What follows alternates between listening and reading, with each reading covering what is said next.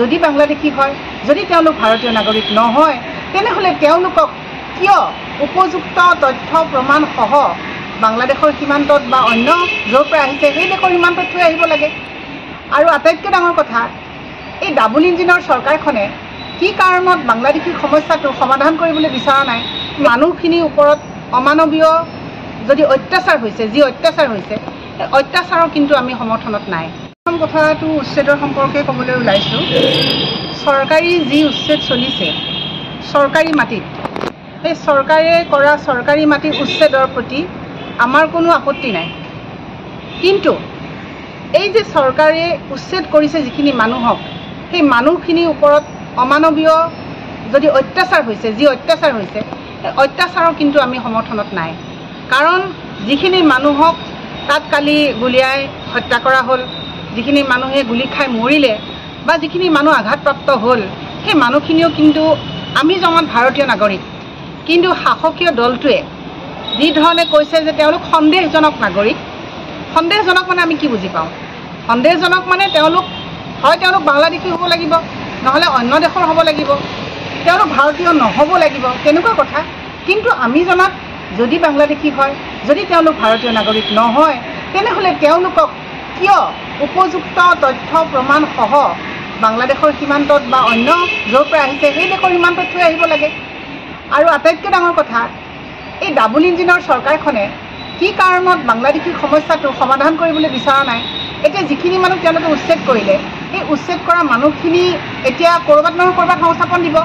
তেওঁলোকক কালি আমি জানিব পৰা মতে বকেয়া ধন দিছে।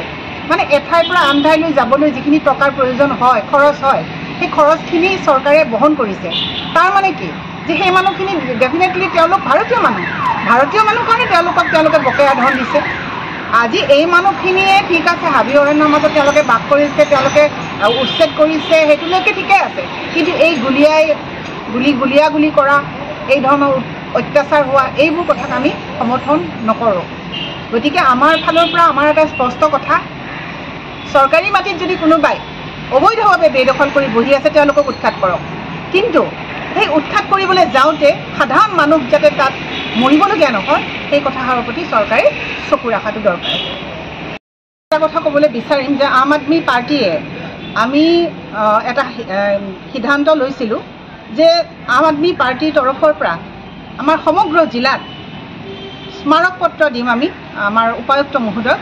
সেই অৰ্থে আমাৰ প্ৰায় 10খন জিলা ইতিমধ্যে জিলা উপায়ুক্তলৈকে তেওঁলোকে পত্ৰ প্ৰেৰণ কৰিছে, স্মাৰক পত্ৰ।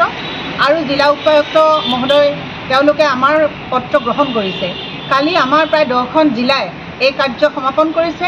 আৰু আমি জাপানীজ এনকেফেলাইটিছ বুলিয়েই নহয়, এতিয়া এই যে মহামাৰীবিলাক আহি আছে, বানপানী আহিলে মহামাৰী আহে আৰু বানপানী যোৱাৰ পিছত মহামাৰী হয়, এই বিষয়টো এটা অতি গুৰুত্বপূৰ্ণ বিষয়। চৰকাৰে খুব ততাতৈয়াকৈ এইবিলাক ব্যৱস্থা আগতীয়াকৈ তেওঁলোকে গ্ৰহণ কৰিব লাগে, যিটোক আমি প্ৰিকশ্যন বুলি কওঁ।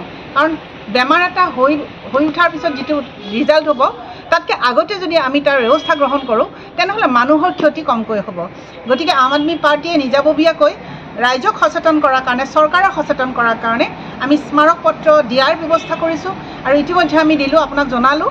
আৰু অনাগত দিনতো আমি ৰাইজৰ যিকোনো ধৰণৰ অসুবিধাৰ ক্ষেত্ৰত আম আদমি পাৰ্টীয়ে সদায় আমি সচেষ্ট আৰু সন্তুষ্ট হৈ থাকিম, যাতে ৰাইজৰ আমি কিবা প্ৰকাৰে অলপমান হ'লেও ৰাইজক সহায় সহযোগিতা কৰিব পাৰোঁ।